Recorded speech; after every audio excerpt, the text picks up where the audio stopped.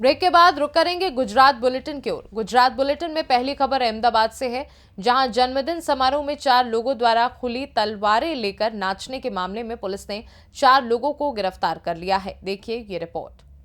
अहमदाबाद पूर्व के रामौल police station की सीमा में स्थित ढाबे पर एक जन्मदिन समारोह आयोजित किया गया था, जिसमें 4 लोगों द्वारा खुली तलवारें लेकर नाचने का वीडियो वायरल हो रहा था। जब ये वीडियो रामौल पुलिस के पास आया तो पुलिस की निगरानी में टीम हरकत में आई और 4 लोगों को गिरफ्तार कर लिया। नासिर खान पठान, बाबा खान पठान, फैसल खान पठान, शबाज खान पठान, ये सभी एक ही परिवार से हैं। उन्हें सार्वजनिक रूप से अपना जन्मदिन मनाते हुए और खुली तलवारों के साथ नाचते हुए देखा गया। पुलिस स्टेशन की निगरानी टीम ने उन्हें पकड़ उनके खिलाफ मामला दर्ज किया है।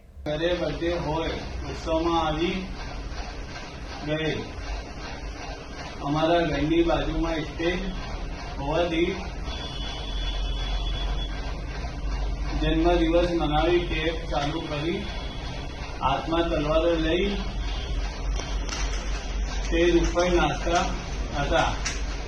જે વિડીયો વાયરલ થતા પોલીસે અમને પકડી લીધે। હવેથી બીજી વખતે આવું કરીશું નહીં। આ બાબતે અમે બીજાને પણ આ બાબતે માફી માંગુ છું। બીજાને પણ કહી દઈશ કે આવું કરવાનું નથી। अहमदाबाद से सी न्यूज संवाददाता यज्ञेश गोस्वामी की रिपोर्ट। सूरत में यातायात पुलिस ने अधिकारियों की मौजूदगी में पतंग के मांझे से होने वाली चोटों से बचाव के लिए निशुल्क सुरक्षा गार्ड और बेल्ट वितरित किए गए। देखिए ये रिपोर्ट। 1 जनवरी से शुरू हुए यातायात माह 2025 के तहत रविवार को सुबह 10 बजे 2 राष्ट्रीय राजमार्गों के जंक्शन पर कडोदरा चौराहे पर अधिकारियों सहित पूरी टीम मौजूद रही और लोगों को यातायात नियमों की पालना करवाने के लिए जागरूक करने का प्रयास किया गया। यातायात नियमों के बारे में लोगों को जागरूक किया गया। साथ ही मकर संक्रांति, उत्तरायण पर्व के मद्देनजर लोगों से अनुरोध किया गया कि वे अपने वाहन, खासकर मोटरसाइकिलों को धीरे चलाते समय हेलमेट पहने, ताकि पतंगों के कारण जानलेवा दुर्घटनाएं ना हो। लोगों की सुरक्षा के लिए निःशुल्क स्टीयरिंग व्हील पर पतंग की डोर लगाई गई, ताकि पतंग की डोर मोटरसाइकिल पर ना गिरे। सुरक्षा गार्ड और पतंग की डोरियों से गर्दन में चोट लगने की घटनाओं को रोकने के लिए गर्दन पर एक पट्टा लगाया गया, जिसे कहा जाता है सड़क सुरक्षा जीवन रक्षक, वितरित किया गया, जिसका लाभ 500 से अधिक बाइक सवारों ने उठाया। सूरत से सी न्यूज संवाददाता राजदीप की रिपोर्ट। सूरत में आज नव सर्जन पत्रकार चैरिटेबल ट्रस्ट द्वारा वीर नर्मद विश्वविद्यालय में पत्रकार सम्मान समारोह का आयोजन किया गया। देखिए ये रिपोर्ट। आज नव सृजन पत्रकार चैरिटेबल ट्रस्ट द्वारा वीर नर्मद विश्वविद्यालय में पत्रकार सम्मान समारोह का आयोजन किया गया, जिसमें कार्यक्रम अध्यक्ष स्वामी लक्ष्मण ज्योति जी महाराज प्राणनाथ हॉस्पिटल महेश भाई छावनी पीपी मुख्य अतिथि थे। सवानी ग्रुप के संस्थापक हिम्मत भाई भालिया, सामाजिक नेता पीएम भाई साखत, कोली सेना अध्यक्ष भरत जी ठाकुर, दक्षिण गुजरात वीर आदि लोग मुख्य रूप से उपस्थित रहे। अतिथियों को पुष्पगुच्छ देकर सम्मानित किया गया और उन्हें उपहार दिए गए और गर्मजोशी से उनका स्वागत किया गया। अतिथियों ने चौथे स्तंभ के रूप में सच्चाई को सामने लाने तथा सही दिशा व न्याय दिलाने के लिए दिन रात काम करने वाले पत्रकारों की खूब सराहना की। आयोजक समिति हमने इन्वाइट करीने आटला बधा पत्रकारों वच्चे बोलवानो अवसर मने प्राप्त थयो ए बदल हूँ आयोजक समिति ने आभारी छूं।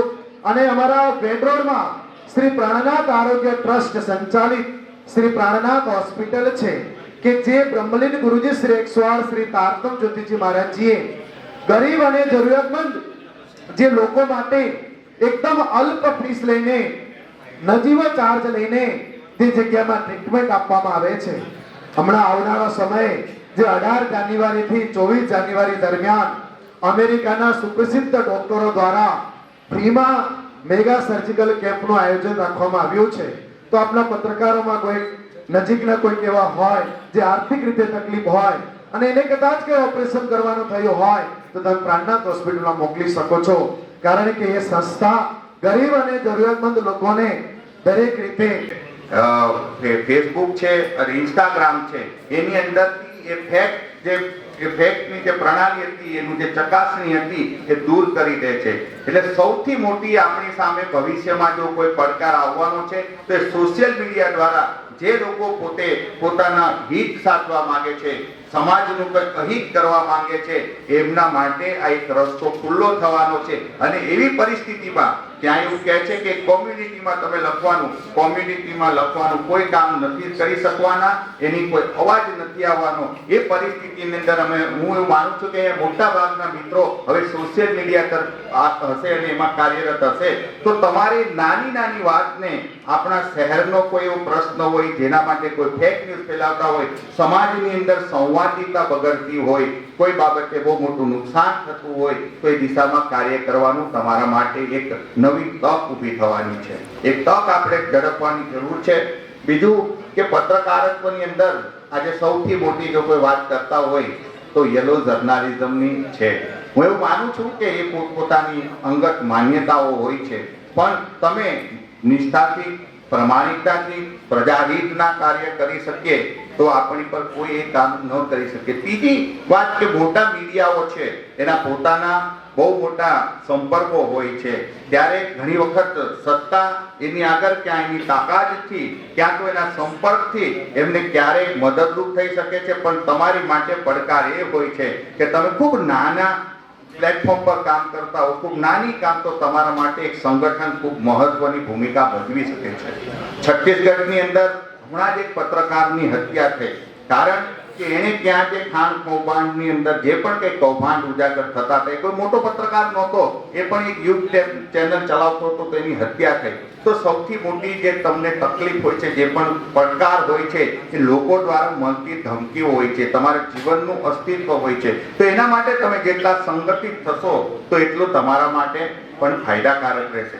આજે સ્વામી વિવેકાનંદની જન્મદિવસ છે, ત્યારે એનું એક વાક્ય હું આજે યાદ કરું છું કે નિર્ભયતા જે જીવન છે અને ભય એ મૃત્યુ છે. એટલે આપણે નિર્ભયતાથી કામ કરવાનું છે અને સમાજને એક સાચી દિશામાં આપણે જે પણ આપણાથી બનતી કોશિશ થાય એ આપણે કાર્ય કરતા રહીએ. આ સૌને હું ફરી શુભેચ્છા આપું છું. આપનું સંગઠન સતત પ્રગતિ કરતું રહે, તમે સૌ એકમત થઈ કાર્ય કરતા રહો અને સમાજના કોઈ પણ પ્રશ્નો હોય, નાનામાં નાના સ્થળના પ્રશ્નો હોય, તમે ઉજાગર કરતા રહો, એવી મારી શુભેચ્છા સાથે તમને સૌને धन्यवाद. सूरत से सी न्यूज संवाददाता राजदीप बारिया की रिपोर्ट। फिलहाल के लिए गुजरात बुलेटिन में बस इतना ही। वक्त एक छोटे से ब्रेक का। ब्रेक के उस पार हम आपको और भी तमाम बड़ी खबरों से करवाएंगे रूबरू।